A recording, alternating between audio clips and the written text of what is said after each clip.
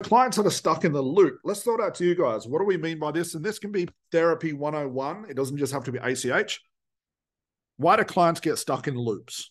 Why is that? And by loop for therapeutic means is someone who just keeps going around the same ideas, the same problem, no matter how much you try and investigate the problem, you try and get those unconscious minds that just keep going around and around. Why is this? Any thoughts, any ideas? Let's conceptualize this. Can't see They're still outside. conscious. Still conscious, can't see outside of the problem. Brilliant. What else? They're resisting going deep down. Yep. And resistance, we know, comes in two places, doesn't it? Conscious and unconscious. This whole idea that the unconscious mind is really a slave, it'll do anything you want, and if you just tell it you're a millionaire, you instantly become a millionaire, is the biggest load of crap that you can believe in. And if you don't believe me, spend the next 30 days telling yourself you're a millionaire 50 times a day. Just do this as an experiment. In 30 days, let me know what's changed. Who thinks nothing will change? Okay. Well, actually, you're lying to me, because you know what will change? Your attitude towards things working will get worse and worse and worse.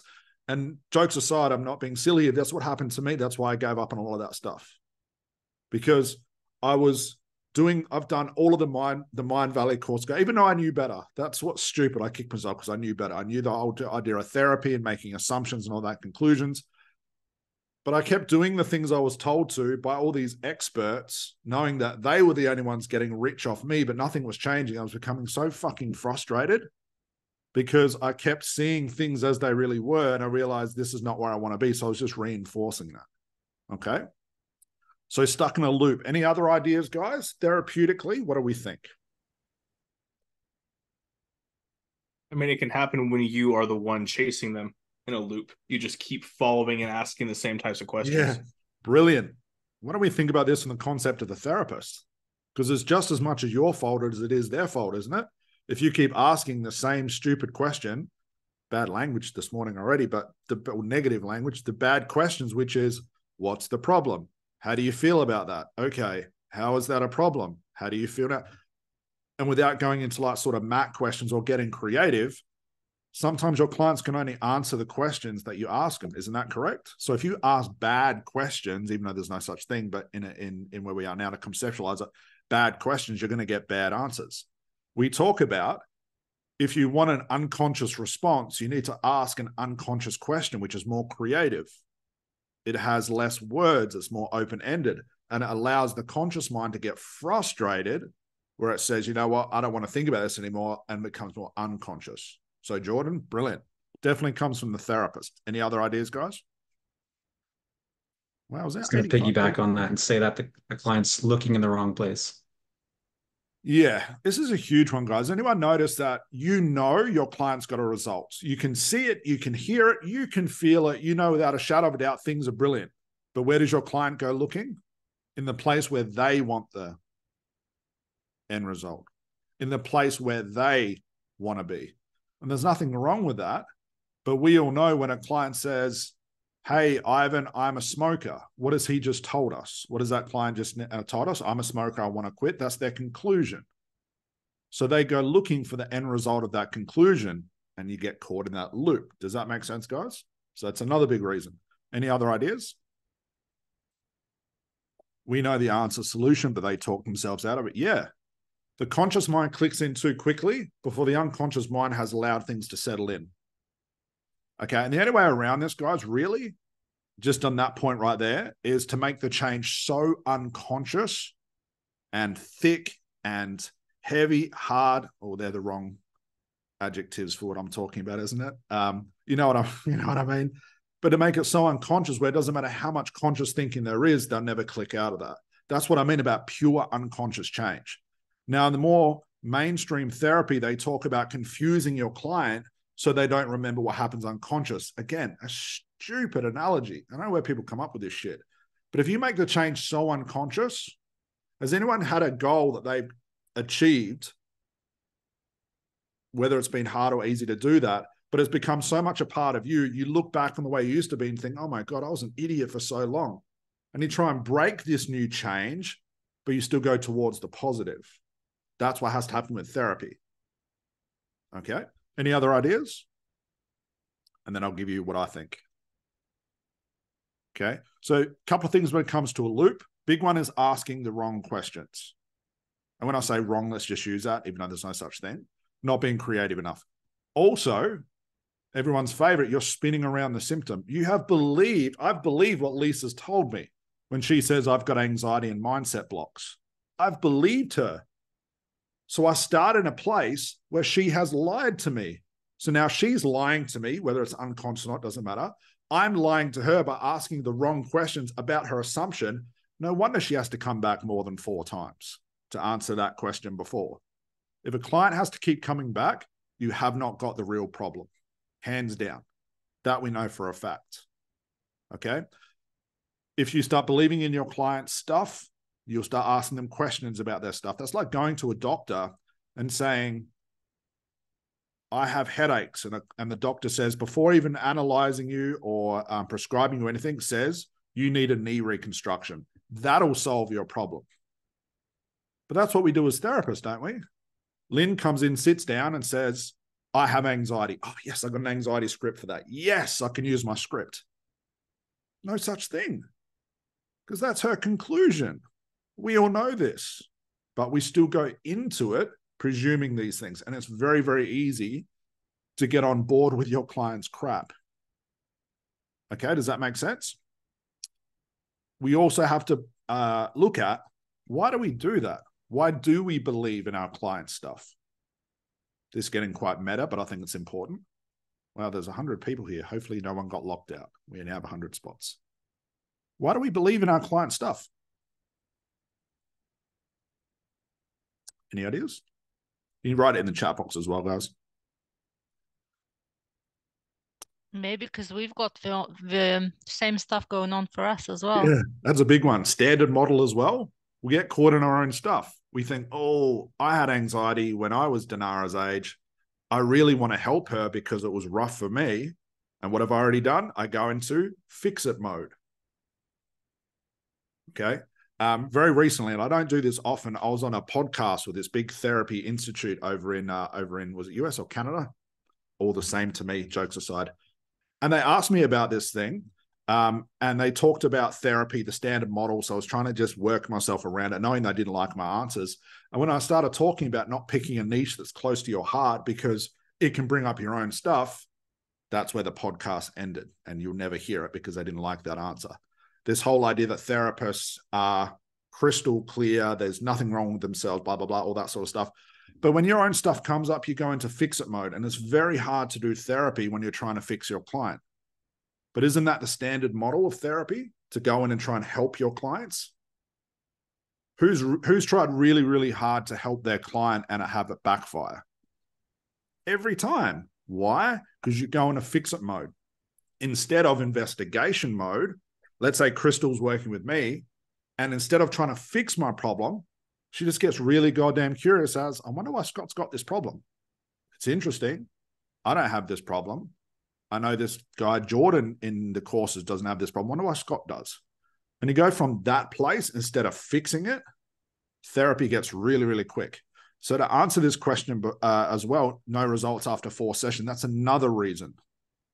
Spinning around the symptom, trying to fix the problem. And that was a big lesson for me to learn as a therapist. It was one of the hardest things you guys will do.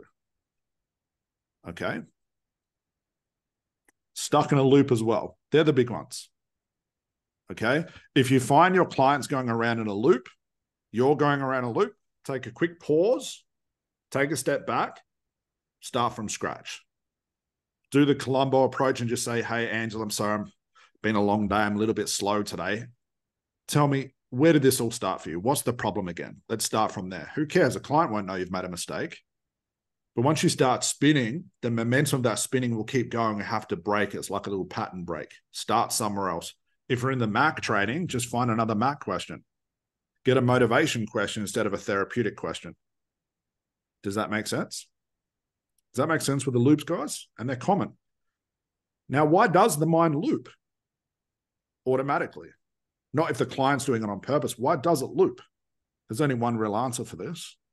Any ideas? It's habituated pattern. That's it. It's just homeostasis. It's easier for Robin to sit on the couch, eat donuts, and watch, well, what's a show? American Horror Story. Saw a stupid advert for that. Than to find a niche, post social media, expose himself to people he doesn't want to know that he's become a therapist, maybe look silly on social media for a while, do sales, ask for money. That's hard stuff. Does that make sense? So it becomes habitual. Now, this does not mean, while I'm on my high horse, habitual thinking means you have to see a client over and over and over again. Doesn't matter how many times you see a client, if you're doing the wrong thing over and over and over and over again, it's not going to make it the right thing. Does that make sense? That's why you guys have had those times. I've been looking at you because you've told me this multiple times. When you stopped trying and just did something, it worked and it stayed working and the client kept their result. When you start trying again, you can expect 6 sessions, 12 sessions, 15. Then you've got habitual stuff on your side. Over time, the client might just say, oh my God, I'm so sick of Ivan. Fine, I've quit. I'm going to quit out of spite because I don't want to see your face anymore. Who cares? But this whole idea that the mind has to have the suggestion played over and over and over and over and over again in audio, my argument to that is, we'll just give them the audio. Where do you play in this? You don't need to be there to do the therapy first. This idea that the therapy takes care of 50%, the audio takes care of the other 50%. Who comes up with this stuff? There's no test that's been done, but we fall into this model. But I can guarantee if you've had those sessions, guys, where you've done nothing because you haven't tried, you stopped caring, you're just being lazy, like I said, and brilliant things happened, and you go, oh my God, it worked. But then you screw it up because you go into it saying, I'm the best, I rock. I'm going to just ask the same questions because it's the same niche. And then you screw it up again. You do have to let go of that. So don't try and fix your client because you'll get the opposite result. Guilty. Yeah, me too. It's the only reason I can talk about this because I've been that as well. It's when my mentor who's hit me over the back of the head. So stop trying to fix it. Stop trying to do anything. Just be curious. Does that make sense, guys? Who's had those sessions where it takes literally like 5 minutes after a couple of questions? Who's had them? So I'm not lying. Most of you have experienced it. But did you also become the fix-it therapist after that because you thought you're on fire and you screwed it up again? Me too. So you got to be very careful. And that's why we teach principles. And you can't do this with a script. The hell are you preparing for? You don't know what to say until it's come out of your mouth. Does that make sense, guys? Does that help with the loops? I went off on a bit of a tangent. Maxed out capacity. Yep, sorry, guys. Fritz, can you just let people know we maxed out in the group? They should have been here earlier. Any questions about stuck in a loop? Does that make sense? So let me ask you this. When it comes to your business, launching the business, doing the sales, all of that sort of stuff, why do we get stuck in a loop of launching the business?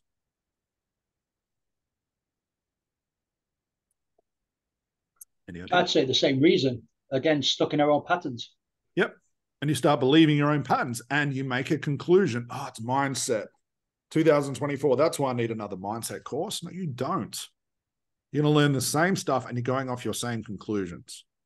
That's why I listen to nobody personal development-wise, no gurus, no nothing, because how the hell would they know? For one, they've never sat in front of a client. Number two, they have just as much knowledge as I do. And number three, and I know this for a fact, whatever they think my problem is a lie because I don't even know what it is. So in terms of business, if you're going to take this idea of stuck in a loop therapeutically, the best thing you can do is do it no matter what and do an Ericksonian exposure therapy. Just do it. And what you're doing interactively is teaching yourself that, hey, posting's not that bad. Doing social media is not that bad. Picking a niche. Oh my God, I didn't die after picking a niche. Oh, who would have thought? I thought I was going to die from picking a niche. I thought that was the end of me. Jokes aside, and you expose yourself to the stimulus, and over time, you get so goddamn busy, no matter how bad that stimulus is, you just don't care because you're too busy. Does that make sense? Okay. Yep, 100 people, that's it.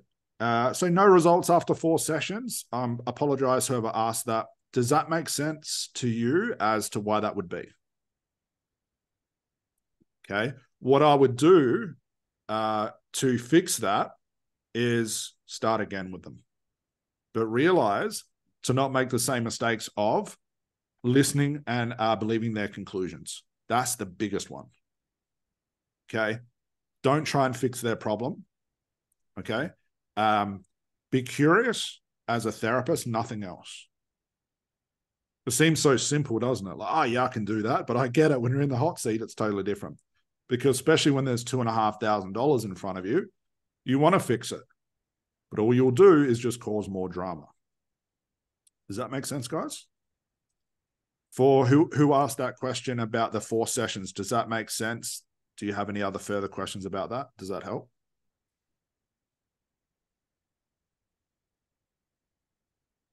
Yes, it does. And why does it cause more drama? Because as soon as you start to fix it, you start asking questions for them to fix it. Okay, let's say Robin says, oh, Scott, I have anxiety. I want to get over it for X, Y, and Z reason. And I go, great. What can we do for you to what can we do? So I can't even ask a question. I have to be creative here. What can we do to help you solve that? What have I now just asked? And that's quite a loaded question. A loaded question to him. What have I just done? Hold on to find the solution. I've believed his conclusion, so I'm already in the wrong place. He's over here, but I'm now starting over here instead of starting at the place where he is. What else have I done wrong? Well, they can only seek a solution based on their own conscious previous ways they've done it. So yeah, they're going to get more of the same. Yeah, so let's say Robin's caught in this loop. Can everyone see that? Okay. And I've said, hey, I'm going to join you inside of this loop and let's find an answer together. But Robin spent his whole life in this loop bouncing off the walls. And he's tried all of those things. How am I going to help? Same thing with a script. I go into there with a script and say, hey, I've got this magical piece of paper that I paid all this money for that's going to help you overcome this conclusion. That's what a script is. What I have to do is find out where he is, figure out why those things to some extent haven't worked, and then take him out of that place, say, hey, there's all of these other things we've never tried before. And they might say so stupid, but let's try on that suit as well. Does that make sense? Who's ever had a problem before? We all have, probably still have them in 2024. How many times have you tried to solve that problem with the same resources you've had for the last 10, 15, 20 years? Does it get better? It actually gets worse because you start to practice this problem to the extent it becomes your identity. Then you're known as that person. What does that sound like? Secondary gain type thing. Does that make sense? But if you notice, if you've ever done this, you might not do this consciously. You have a problem and you can't be bothered with it. Oh, I don't want to think about you today. You go watch TV for a couple of hours and out of the blue, this thing shows up and you go, oh my God, that was it. I just have to post social media to grow my business. What a brilliant idea. Jokes aside, but that's how it comes. And it's that aha moment. Doesn't that happen in therapy as well when your client's not thinking? So you can do that for yourself. I don't need a personal development guru to tell me that because they're going to give me their conclusions about a problem that they have no idea about. And it's not even from a therapeutic point of view. Does that make sense? Okay. So instead of trying to work out how to fix your client's problem, help them have that aha moment, which is slow down that thinking, get them to a place where it's sort of like there's so much going on internally, but they can't even tell you their name. They're just that far out of it. That's a brilliant place to be. And Ivan, I'm going to pick on you again just because I remember this in the back of my mind. When a client says, I don't know to your questions, that's a brilliant place for your clients to be. Because what if not knowing is the place they need to be to find that knowing? That's quite meta, isn't it? Does that make sense, guys? Okay. Any questions so far? Okay, yeah, and leave your scripts at the door. You cannot script that shit. You can't have an anxiety script. You can't have a stop smoking script. Why? Because it's a conclusion. Okay. And I've already broke my New Year's resolution was to stop picking on scripts. And 4 days into it, I've already broken it. Sorry, guys.